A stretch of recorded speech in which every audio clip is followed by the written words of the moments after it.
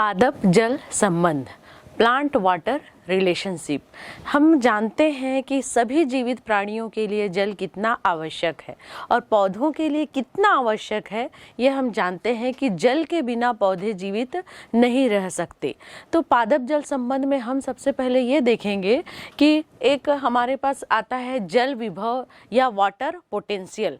Water potential नाम से स्पष्ट हो रहा है कि उसमें कितना पोटेंशियल है। जैसे कि अगर मैं कहती हूँ कि मुझे ऐसा लगता है कि बच्चे तुम्हारे में बहुत पोटेंशियल है, यानी मैं कुछ तो उसके में विशेष देख रही हूँ, या किसी को भी मैं बोलती हूँ कि इसमें बहुत पोटेंशियल है, यानी कुछ विशेष देख रही होंगी, उसमें कुछ शक्ति होगी, कुछ अच्छे गुण होंगे। तो इसी प्रकार जो जल में जल विभव या वाटर पोटेंशियल किसे कहा जाता है, जब जल को, जैसे देख रहे हैं शुद्ध जल, हमारे पास जो प्योर जल है, एक बीकर में ना किसी दाब के, ना कोई दाब, यानी चुपचाप रखा हुआ है, तो उसमें एक अपनी काइनेटिक एनर्जी, यानी उसकी अपने अंदर की एक शक्ति है, गतिज ऊर्जा है, जिससे वो इधर उधर घूम रहे हैं, इधर उधर घूमते रहते हैं। जो जल के अणु हैं वो आराम से इधर उधर घूमते रहते हैं।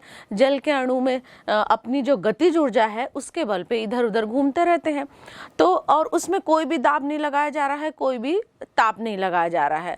तो जैसे हम बीकर को देखते हैं, उसमें कोई भी दाब नहीं लगाया जाए, तो इसकी जो ये अपना जो जल है, इसमें जो शक्ति है ना, वही उसका ने जल विभव है। जो जल है उसमें जो अपने जो शक्ति है उसी को हम जल, यानी कि काइनेटिक एनर्जी, जो उसकी गतिज ऊर्जा है ना, वही उसकी जल विभव या वाटर पोटेंशियल होता है, जिसको ग्रीक चिन्ह साई से प्रदर्शित किया जाता है और पास्कल दाब इकाई में व्यक्त किया जाता है। और शुद्ध जल है ना, उसका जल विभव सबसे अधिक होता है। यह भी हम आगे देखेंगे कि मैंने क्यों बोला कि शुद्ध जल का जल विभव सबसे अधिक होता है। जैसे कि हम उसमें देखते हैं कि जल है, उसमें हम कुछ मिला देते हैं, कुछ विलेय मिलाते हैं, जल में कुछ विलेय मिला देते हैं। तो क्या होता है, पहले हम देख रहे थे कि सिर्फ जल के अणु अपने फ्री घूम रहे थे, लेकिन अब हम कुछ मिलाए हैं तो उसमें अब दूसरे अणु भी आ गए। अब जल के अणु को थोड़ा सा जगह कम मिला ना, यानी उसकी शक्ति कम हो गई, क्योंकि उसमें और दूसरे वाले भी जो विलेय हम मिलाए हैं ब्लू कलर का, वो भी आ गया, तो उसकी शक्ति कम हो गई है। इसीलिए मैं बोल रही थी कि जो शुद्ध जल है उसका जल विभव शून्य होता है और सबसे अधिक होता है। शून्य, आप सोचोगे शून्य क्या सबसे अधिक है? शून्य यानी सबसे अधिक होता है, इसीलिए जो शुद्ध जल है उसका जल विभव शून्य होता है। उसके बाद मैंने बताया विलेय, यानी जिस चीज को हम मिला रहे हैं विलेय, उसका विलेय विभव सॉल्यूट पोटेंशियल, यानी कितना उसमें मिलने की शक्ति है, यानी विलेय की कितनी क्षमता होती है, इसे हम क्या कहते हैं, विलेय विभव, जिसको साई एस के द्वारा प्रदर्शित किया जाता है। और यह सदैव नकारात्मक होता है। जितना हम पानी है, अब पानी में जितना मिलाते जाएंगे तो उतना कम होते जाएगा उसके घूमने की। जैसे हम लोग घर में करते हैं ना, पानी है उसमें हम लोग कुछ ऑरेंज या कुछ भी मीठा शक्कर का घोल बनाते हैं, शरबत बनाते हैं, तो जितना हमको जरूरत है उतना, बहुत ज़्यादा मीठा मिला देंगे तो घूमने की क्षमता ही, विलेय की कितनी क्षमता है, कम हो जाएगी। तो ये होते हैं विलेय विभव। उसके बाद हम देखते हैं कि जब शुद्ध जल के वायुमंडलीय दबाव से अधिक दबाव लगाया जाए तो उसका जल विभव बढ़ जाता है। और जब विसरण के कारण पौधे की कोशिका में जल प्रवेश करता है, पौधे की कोशिका में जल प्रवेश किया तो क्या होता है, उसके अंदर क्या है, कोशिका भित्ति क्या है उसकी बढ़ जाएगी और क्या होगा, फूल जाएगा। पानी जाएगा, विसरण से पानी गया तो वो फूलने लगेगा, तो क्या होता है, कोशिका भित्ति जो है कोशिका को फुला देता है और दाब विभव को बढ़ा देता है। इसको हम लोग दाब विभव, यानी अंदर की तरफ से एक प्रेशर लग रहा है, ठीक है, दाब विभव भी कहते हैं। दाब विभव ज्यादातर सकारात्मक होते हैं, दाब विभव ज्यादातर सकारात्मक होते हैं। पौधे की कोशिका झिल्ली या एक कोशिका भित्ति से घिरी होती है। कोशिका भित्ति जल विलयन सबसे पारगम्य होती है, जैसा आप देख रहे हैं। यह परिवहन गति में बाधक नहीं होती, यानी कि इसके अंदर आने के लिए चयन करती है, कोई भी परिवहन गति में बाधक नहीं होती है। प्रायः पौधों की कोशिकाओं में एक केंद्रीय रसधानी होती है, चित्र में आप देख रहे हो रसधानी है, जिसकी रसधानी युक्त रस कोशिका के विलेय विभव में भागीदारी करता है। पादप कोशिका में कोशिका झिल्ली तथा रसधानी की झिल्ली टोनोप्लास्ट दोनों एक साथ कोशिका के भीतर एवं बाहरी अणुओं की गति निर्धारित करते हैं। फिर हम देखते हैं परासरण। परासरण क्या है? परासरण आप लोग छोटे कक्षाओं से पढ़ते आ रहे हैं। परासरण यानी दो विभिन्न सांद्रता वाले घोलों के बीच एक विसरण की प्रक्रिया है, जिसमें क्या होता है, विलायक के अणु कम सांद्रता से अधिक सांद्रता की ओर गति करते हैं। ठीक है, हम एक प्रयोग करेंगे, यानी कि क्या हो रहा है, कम सांद्रता से अधिक सांद्रता की ओर गति करते हैं। एक प्रयोग जैसे आप देख रहे हो कर सकते हैं कि एक पानी रखे हैं एक बीकर में और एक कीप लिए हैं, जिसमें कीप में क्या है, शर्करा का घोल है और नीचे अर्ध पारगम्य झिल्ली है। तो हम क्या देखेंगे कि धीरे धीरे जो है कीप का जो पानी है वो बढ़ता जाएगा। क्यों बढ़ता जाएगा? क्योंकि पानी धीरे धीरे से ऊपर जा रहा है ना, विसरण के द्वारा जो विलयन जो है अपना बीकर का पानी ऊपर की ओर, क्योंकि गाढ़ा है वो, तो गाढ़ा की ओर ऊपर जाएगा, यानी कि कीप का पानी जो है बढ़ता जाता है। इस प्रकार हम देखते हैं कि पानी कीप की ओर गति करेगा और कीप में घोल का स्तर बढ़ेगा और कीप के ऊपरी भाग पर बाहरी दाब डाला जा सकता है, जैसे चित्र में देख रहे हो, ताकि झिल्लिका नीचे जो झिल्लिका से कीप में पानी विसरित ना हो। यह दाब पानी को विसरित होने से रोकता है, पानी को विसरित होने से रोकता है। विलेय सांद्रता अधिक होने पर पानी को विसरित होने से रोकने के लिए अधिक दबाव की भी आवश्यकता होगी। परासरण दाब में प्रयुक्त दाब सकारात्मक होता है, जबकि परासरण विभव नकारात्मक होता है। पादप कोशिकाओं में जल की गति के प्रति व्यवहार करना उसके बाहरी घोल के ऊपर या विलयन के ऊपर निर्भर करता है।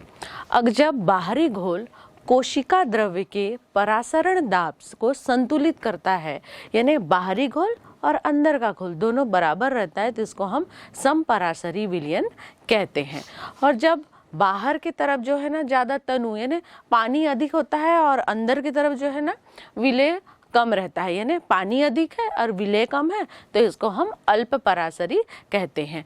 और जब विलेय अधिक है और पानी कम है, यानी गाढ़ा है वो, तो विलेय अधिक है और पानी कम है, तो इसको हम अति परासरी विलयन कहते हैं। इस प्रकार क्या है, विलयन तीनों प्रकार के होते हैं, समपरासरी, बराबर, अति परासरी और अल्प परासरी।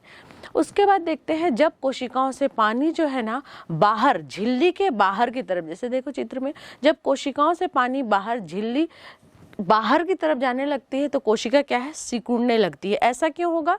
अति परासरी विलयन में जब होगा तब ऐसा होगा, यानी गाढ़ा है वहाँ पे, अंदर की तरफ कम सांद्रता है तो वो गाढ़े की तरफ जाएगी, तो क्या होगा, वो जो झिल्ली है सिकुड़ने लगेगी।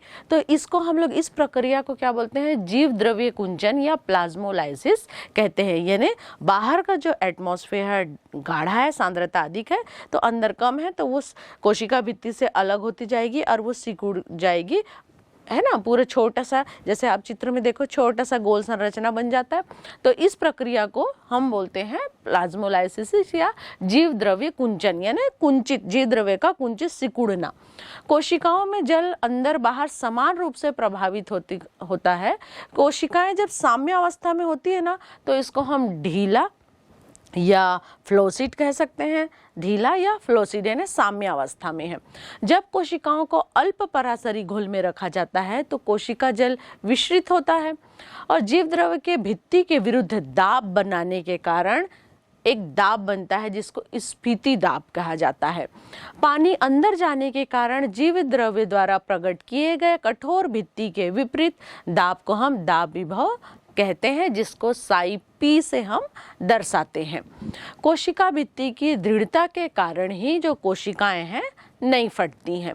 उसके बाद हम एक देखते हैं अंतः शोषण, अपने दैनिक जीवन में एक देखते हैं अंतः शोषण का उदाहरण। अंतः शोषण का, जैसे कि घर में आप लोगों ने देखा होगा कि मम्मी जब मटर की सब्जी बनाना हो, काबुली चने की सब्जी बनाना हो, तो रात को भिगो देती है, तुरंत तो नहीं बनाते, रात को भिगो देती है। तो जब भिगाते हैं तो वो छोटे रहते हैं, चित्र में देखो छोटे रहते हैं, लेकिन भीगने के बाद क्या हो जाते हैं, वो फूल जाती है। ये कौन सी प्रक्रिया है? अंतः शोषण की प्रक्रिया है। यानी इसमें क्या, ये क्या है, एक विशेष प्रकार का विसरण है जिसमें ठोस एवं कोलाइड्स द्वारा पानी को अवशोषित किया जाता है। अब चना छोटा सा था, पानी को अवशोषित करके वो क्या हो जाता है, फूल जाता है। तो ये है अंतः शोषण। कितना सिंपल है, यानी हम अपने दैनिक जीवन में विज्ञान के उदाहरण को देख सकते हैं। तो इसे हम बोलते हैं अंतः शोषण। सिंपल सा कि पानी उसको हम भिगाए थे और वो फूल जाता है, यानी उसकी जो कोशिका भित्ति है मोटी हो जाती है, यानी वो फूल जाता है, उसे हम अंतः शोषण कहते हैं।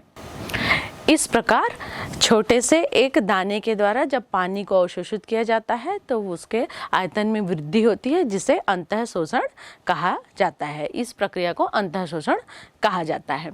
फिर लंबी दूरी तक जल का परिवहन। अब प्लांट्स जो है, पौधे जो है बहुत लंबे लंबे हैं, लंबे लंबे पौधे हैं। अब ये भी जाइलम फ्लोएम के द्वारा लेते हैं, ये तो हम जान गए। विसरण की प्रक्रिया तो क्या है, एक धीमी प्रक्रिया है। उससे मैंने पहले भी बताया कि बहुत दूर तक जो है पानी का जो है पानी ऊपर तक विसरण के द्वारा इतना लाभकारी नहीं रहता। इसको हम एक उदाहरण से हम लोग जैसे देख सकते हैं, एक रंगीन पानी है, उसमें सफ़ेद फूल वाले अगर हम लोग एक टहनी को डाल देते हैं, थोड़ी देर तक हम डुबो के रखते हैं ना, उसके बाद हम जब उस टहनी को देखते हैं तो उस टहनी में हम जैसे देखो चित्र में देखो, उस टहनी को जब हम काट के देखते हैं तो उसके चारों तरफ जाइलम में जो है ना पानी का परिवहन हुआ है। यानी कि हम ये समझ गए कि जो पानी का परिवहन, यानी पानी जो ऊपर किसके रास्ते, कौन सा है उसका रास्ता, परिवहन उसका रास्ता कौन सा है, संवहनी मंडल जाइलम है। जाइलम के द्वारा ही ऊपर जो है पानी जा रहा है पौधे को। ये हम लोग को इस प्रैक्टिकल से समझ में आ गया। यानी क्योंकि रंगीन था पानी तो ऊपर गया, तो हम जब उसको कट करके देखें तो वहाँ पे जो जाइलम है उसमें छोटे छोटे ब्लू कलर के जो पानी के वो दिखे कण, इस समझ में आ गया कि पानी में परिवहन का रास्ता संवहनी मंडल जाइलम है। लंबी दूरी के लिए विसरण जो है उतना लाभकारी नहीं हो पाता, क्योंकि ये जो है एक धीमी प्रक्रिया है। जल, खनिज, भोजन सामूहिक प्रणाली द्वारा, सामूहिक या इसको हम लोग बोल सकते हैं थोक प्रवाह, यानी थोक प्रवाह यानी या मास फ्लो, पदार्थों का एक स्थान से दूसरे स्थान तक परिवहन दो बिंदुओं के बीच दाब की भिन्नता के परिणाम स्वरूप होता है। पौधे क्या करते हैं, जल को अवशोषित करते हैं, उसके बाद ये क्या करते हैं, जल को अवशोषित तो कर लिए, लेकिन कितनी, यानी कि विसरण तो धीमी प्रक्रिया है, संवहन यानी कि जाइलम के द्वारा ऊपर तक पहुंचाते हैं। उसके बाद ये हम देखते हैं कि पौधे जल को अवशोषित तो कर लिए, लेकिन विभिन्न भागों तक कैसे गया, है ना। तो इसके लिए हम लोग क्या करते हैं कि हम लोग ये देखते हैं चित्र में कि पौधे जल को अवशोषित कर लेते, अवशोषित करने का मेन उसका क्या है, उसके जो छोटे छोटे मूल रोम है, जो मूल रोम होते हैं वो सबसे इम्पोर्टेंट रोल अदा करते हैं। मूल रोम ना पानी, जड़ों से खनिज को, नीचे से पानी को अवशोषित करते हैं मूल रोम, उसके बाद जड़ों में लेके आते हैं। अब अंदर कैसे जाता है, अंदर दो विधियों के द्वारा जाता है, एपोप्लास्ट और सिम्प्लास्ट। इन दो विधियों के द्वारा मूल रोम तो ले लिए पानी को मिट्टी से, उसके बाद अब पौधों तक पहुंचाने के लिए ये दो विधियां, एपोप्लास्ट और सिम्प्लास्ट।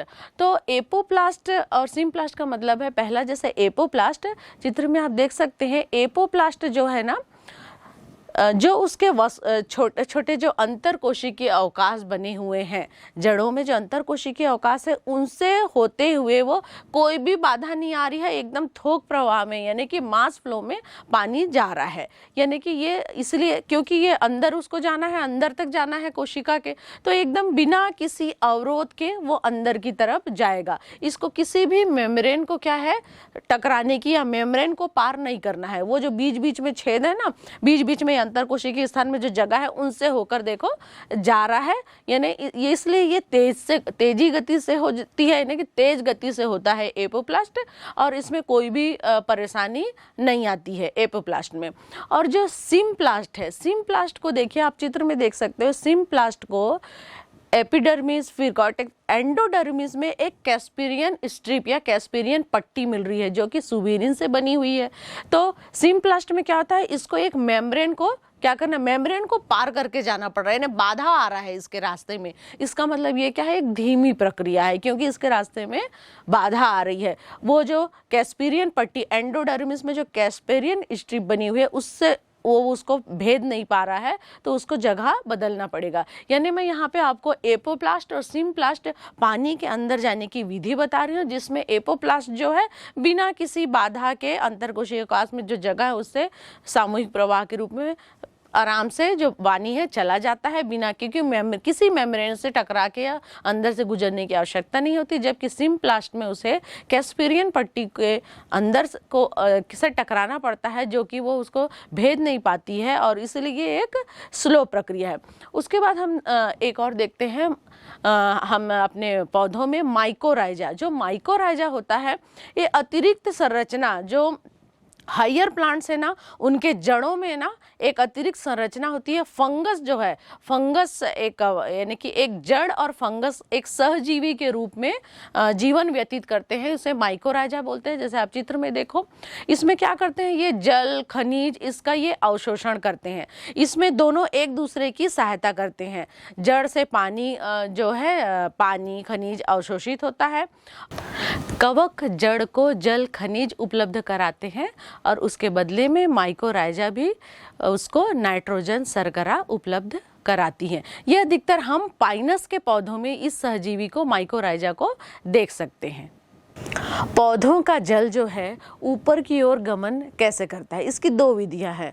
मूल दाब एक है, एक वाष्पोत्सर्जन खिंचाव। तो मूल दाब नाम से स्पष्ट है, मूल दाब यानी जड़ों में जो दाब लगेगा, यानी पौधे को पानी भोजन तो चाहिए, तो जो मिट्टी में जितने भी पानी है उसको भोजन जो है जड़ों के द्वारा वो लेता है। तो जो जड़ है जब उसको पानी को लेते हैं तो जड़ों में एक दाब लगता है, एक प्रेशर आता है जिसको हम मूल दाब कहते हैं। मूल दाब यानी यही है, जड़ों का जो प्रेशर है, जड़ में जो प्रेशर लग रहा है।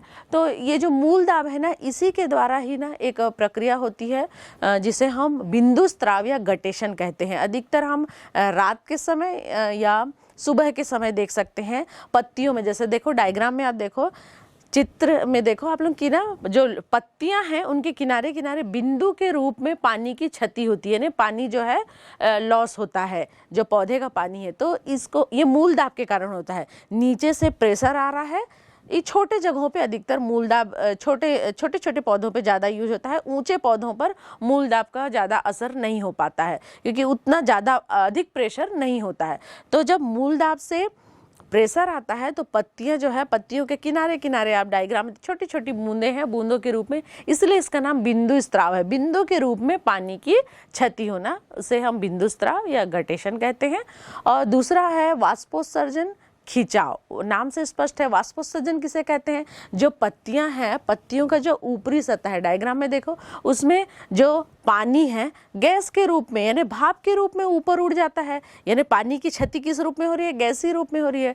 तो ये वाष्पोत्सर्जन खिंचाव है। ये इसमें क्या होता है, मूल दाब तो नीचे से जड़ों में तो लग रहा है, उसके बाद जो जाइलम है उसमें क्योंकि पानी खत्म हो रही है, प्रकाश संश्लेषण करते हैं, पौधा अपना भोजन बना रहा है पत्तियों में, तो उसको पानी की कमी हो रही है। तो पानी के लिए वो क्या करेगा कि मुझे पानी चाहिए, इसीलिए वो क्या करेगा, जाइलम की तरफ खिंचाव उत्पन्न करेगा। खिंचाव, फिर जाइलम नीचे से पानी लेगा, जड़ों से लेते हुए ऊपर की तरफ एक खिंचाव उत्पन्न होता है जिसको हम संयोजन तनाव वाष्पोत्सर्जन खिंचाव मॉडल कहते हैं। यानी खिंचाव पड़ रहा है ना, पत्तियों से पानी उड़ जा रहा है, कमी पड़ रही है, तो नीचे से एक खिंचाव आ रहा है जिससे पानी, उसको पानी चाहिए मेरे को, क्योंकि ये वाला इसे हम लोग कहते हैं वाष्पोत्सर्जन खिंचाव। ठीक है। उसके बाद जो वाष्पोत्सर्जन आप लोग समझ गए हैं, वाष्पोत्सर्जन क्यों होता है।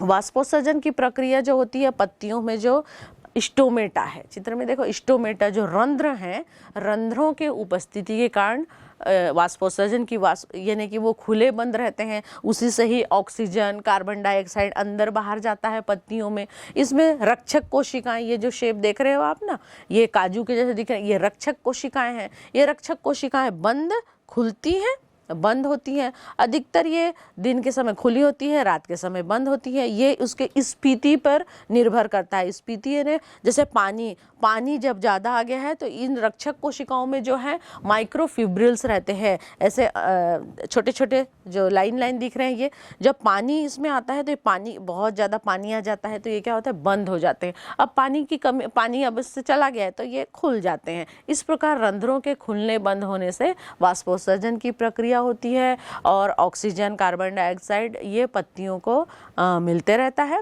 वाष्पोत्सर्जन की प्रक्रिया को प्रभावित करने वाले भी कई कारक हैं, यानी इस प्रक्रिया को कई लोग डिस्टर्ब कर सकते हैं। ये कौन है? ताप, प्रकाश, आर्द्रता, रंध्रों की संख्या, रंध्रों का खुलना बंद होना, ये जो है वाष्पोत्सर्जन की प्रक्रिया को प्रभावित करने वाले कारक हैं। जैसा कि आपने देखा कि वाष्पोत्सर्जन के द्वारा वाष्प के रूप में पानी की क्षति होती है, लेकिन फिर भी पौधों के लिए वाष्पोत्सर्जन आवश्यक है। क्यों आवश्यक है? क्योंकि इससे सेल जो कोशिका है उसका आकार और साइज मेंटेन रहता है। वाष्पोत्सर्जन खिंचाव होता है। वाष्पोत्सर्जन खिंचाव हुआ, इसका मतलब क्या होगा? मिट्टी से खनिजों का भी परिवहन जड़ों के द्वारा होगा, यानी उसको पौधे को खनिज मिल रहे हैं और जो पत्तियां रहती हैं वो ऊपर की तरफ कूल भी ठंडी रहती हैं। इस प्रकार वाष्पोत्सर्जन के कुछ फायदे भी हैं। जैसा कि अभी तक हमने जाना कि जल परिवहन कैसा होता था। जल परिवहन के लिए पौधे जो हैं जड़ों पानी को अवशोषित करते थे। उसी प्रकार आप देखते हैं हम खनिज आयनों का स्थानांतरण कैसा होता है। खनिज आयन जो हैं मृदा में आवेशित रूप में रहते हैं, यानी सीधे ले नहीं सकते। जो जड़ है यानी कि उनकी जो सांद्रता है ना कम होती है और जड़ के अंदर की सांद्रता अधिक होती है, तो सक्रिय परिवहन के द्वारा ही जो आयन या खनिज हैं उनको जड़ अवशोषित कर पाते हैं। और हम देखते हैं कि जो खनिज आयन तो बहुत ज़्यादा जरूरी है पौधों को, उनकी वृद्धि के लिए, फूलों के लिए, पत्तियों के लिए बहुत ज़रूरी है। तो जो पुराने जो जड़ अवस्था में चले जाते हैं, जो पुरानी पत्तियां हैं वो क्या करती हैं, लास्ट जब उनका अंतिम समय रहता है, वो जब गिरना अपने पौधे से जब गिरने वाली रहती हैं, उससे पहले जो खनिज हैं अपने जो खनिज तत्वों को ट्रांसफ़र, जैसे चित्र में देखो, अपने खनिज तत्वों को ट्रांसफ़र कर देती हैं। जो नए कोमल जिनको अभी ज़रूरत है उनको वो ट्रांसफ़र कर देती है। जैसे कि फास्फोरस, सल्फर, नाइट्रोजन, पोटेशियम, ऐसे तत्वों को वो अपना जो है अपने तत्वों को संचरित कर सकती है। लेकिन कुछ संरचनात्मक जिनसे निर्माण होता है जैसे कि कैल्शियम पुनः संगठित नहीं किया जा सकता। अधिकतर हम लोग शब्द सुनते हैं स्रोत और कुंड। नाम से स्पष्ट हो रहा है स्रोत यानी क्या? स्रोत यानी जहाँ ऊर्जा का निर्माण होता है, जहाँ ऊर्जा बनती है उसे हम स्रोत कहते हैं, यानी आहार वहाँ पे संश्लेषित हो रहा है। तो कौन सा है ऐसा भाग? पत्ते, लीव्स जो हैं, लीव में प्रकाश संश्लेषण से बनता है ना, तो ये स्रोत है। और कुंड जहाँ पर हमको उस ऊर्जा की आवश्यकता होती है, जैसे स्टेम है, ऊर्जा की आवश्यकता है तो इनको हम कुंड बोलेंगे, स्रोत और कुंड।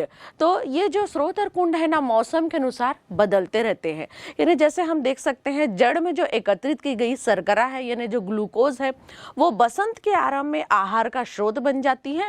और जो पादपों की जो नई कलिकाएं हैं छोटी कोमल जिसमें फूल आने वाला है, ये सब कुंड का काम करने लगती हैं। और प्रकाश संश्लेषण में पानी की आवश्यकता पड़ती है, CO2 की आवश्यकता पड़ती है। ये प्रकाश संश्लेषण में यानी कि ऊर्जा की आवश्यकता पड़ती है। अधिकतर हम लोग देखते हैं कि फ्लोएम, हम लोग ये पढ़ते हैं कि फ्लोएम और जाइलम के द्वारा ही खनिजों का जल का संचरण होता है। तो जब प्रकाश संश्लेषण के द्वारा पत्तियों में जब भोजन बनता है तो वह भोजन फ्लोएम के द्वारा पौधे के एक ही दिशा नहीं, पौधे के तो कई भाग है ना, तो पौधे के विभिन्न दिशाओं में यानी मल्टी डायरेक्शन जो फ्लोएम से जो भोजन बना है वह पत्तियों में, जड़ों में, नीचे सब तरफ सभी दिशा में, इसलिए इसको हम लोग द्विदिशात्मक भी बोल सकते हैं, द्विदिशात्मक। उसके बाद हम देखते हैं जाइलम को देखते हैं। जाइलम यानी पानी को संचरित करता है, जल का परिवहन करता है। तो ये जड़ों से ऊपर की तरफ यानी एक दिशात्मक होता है। जाइलम में जो पानी का परिवहन है वो एक दिशात्मक होता है। इसी चीज को हम लोग जो मेन एक परिकल्पना है जिसको हम कहते हैं दाब प्रवाह या सामूहिक प्रवाह परिकल्पना, यानी स्रोत से कुंड की ओर शर्करा के स्थानांतरण के लिए आवश्यक स्वीकृत क्रियाविधि को दाब प्रवाह परिकल्पना कहते हैं। यानी स्रोत से कुंड की ओर किस प्रकार गति करेगा इसको एक परिकल्पना दिया गया है जिसे हम दाब प्रवाह या सामूहिक प्रवाह परिकल्पना कहते हैं। फ्लोएम उत्तक सीव ट्यूब सेल या चालनी नलिका कोशिका से बना होता है जो लंबी स्तंभ की रचना है जिसके अंतिम भित्ति में एक छिद्र है जिसे चालनी पट्टिकाएं कहते हैं। कोशिका द्रव जो तंतु है इन चालनी पार्ट के छिद्र में प्रवेश करती है और सतत तंतु बनाती है। जैसे ही द्रव स्थैतिक दबाव फ्लोएम के चालनी नलिका में बढ़ता है, दाब प्रवाह शुरू हो जाता है और द्रव क्या है, फ्लोएम में चलना शुरू कर देता है। इस बीच कुंड पर आने वाले जो शर्करा हैं फ्लोएम से सक्रिय रूप से, यानी सक्रिय रूप से तेजी गति से शर्करा के रूप में बाहर किया जाता है और फ्लोएम में विलय की क्षति से एक उच्च जल विभव यानी कि वाटर पोटेंशियल पैदा होता है और पानी अंत में जाइलम के पास आ जाता है। इसका मतलब ये मैं वही बताना चाह रही हूँ कि फ्लोएम के द्वारा ही अधिकतर जो स्रोत से कुंड की तरफ फूड का या भोजन का परिवहन होता है। इसके लिए एक विधि हम देख सकते हैं, गिर्डलिंग की विधि कहते हैं, जिसमें एक पौधे का तना है, पौधे के तने को बीच से बारीकी से सावधानी पूर्वक हटा दिया जाता है तो ऊपर की तरफ से जो भोजन आता है फ्लोएम के द्वारा, तो हम कुछ दिनों बाद देखते हैं कि जो ये तने का जो निचला हिस्सा है वो क्योंकि फ्लोएम से फूड आ रहा था तो ये फूल जाता है, सूज जाता है कुछ सप्ताह में, यानी कि भोजन वहाँ इकट्ठा हो गया है। तो इससे ये सिद्ध होता है कि फ्लोएम के द्वारा ही भोजन आता है, क्योंकि इसके बीच में गैप है। तो इससे ये सिद्ध होता है कि फ्लोएम के द्वारा ही भोजन जो है पौधे के विभिन्न भागों में पहुंचता है। तो ये जो दाब प्रवाह या सामूहिक प्रवाह परिकल्पना, इसमें क्या होता है, इसमें क्या होता है जो स्रोत है लीव्स पर, यहाँ पे प्रकाश संश्लेषण के द्वारा भोजन बना है ना, तो और किस रूप में रहता है, ग्लूकोज के रूप में रहता है, यानी ग्लूकोज है उसको शर्करा में बदल दिया जाता है। फिर इसके बाद यह शर्करा सखी कोशिकाओं के बाद सक्रिय परिवहन एक्टिव ट्रांसपोर्ट के द्वारा, यानी यहाँ पे ऊर्जा की खपत होगी क्योंकि सक्रिय परिवहन हो रहा है, तो फ्लोएम चलनी कोशिकाओं में संचरित हो जाता है। चलनी कोशिकाओं में यह संचरित हो जाता है। स्रोत पर यह लोडन की प्रक्रिया फ्लोएम में एक अति परासरणी, आप देखो चित्र में, अति परासरणी अवस्था में पैदा करता है और जो निकटवर्ती उसके पास का जो जाइलम है जल परासरण के द्वारा फ्लोएम में चला जाता है। तब परासरणी दाब फ्लोएम पर बनता है। परासरणी दाब कहाँ बनता है, फ्लोएम पर बनता है और फ्लोएम निम्न दाब के क्षेत्र में चला जाता है, उसके बगल में है ना, निम्न दाब के क्षेत्र में चला जाता है। फिर कुंड पर परासरणी दबाव एक हमेशा निश्चित रूप से होना ही चाहिए, तभी जाइलम का फ्लोएम पर एक दबाव पड़ेगा। एक बार फिर से फ्लोएम रस से शर्करा को बाहर करने तथा कोशिका तक जहां शर्करा ऊर्जा स्टार्च या सेल्यूलोज में बदलती है ले जाने के लिए सक्रिय परिवहन आवश्यक होता है। जैसे ही शर्करा हटती है परासरणी दाब भी घट जाता है और जल जो है फ्लोएम से बाहर चला जाता है, जैसा आप चित्र में देख रहे हैं। इसका मतलब ये है कि जो पत्तियों में जो ग्लूकोज है उसको शर्करा में बदल दिया जाता है, फिर शर्करा की लोडिंग फ्लोएम में किया जाता है और यह जो फ्लोएम है अति परासरणी अवस्था में चला जाता है। उसके बाद इसमें क्या किया जाता है, एक टेंशन आ जाता है, यानी कि वाटर टेंशन, क्योंकि बगल से फ्लोएम भी पानी को अपना, बगल से जो जाइलम है उसमें भी पानी आएगा, उसके द्वारा क्या है, जाइलम और फ्लोएम से एकदम मास फ्लो के द्वारा जो है फूड का कुंड के तरफ, यानी स्रोत से कुंड की तरफ ऊर्जा का संचरण या भोजन का संचरण हो जाता है। इस प्रकार यह दाब प्रवाह की परिकल्पना पूरी हो जाती है।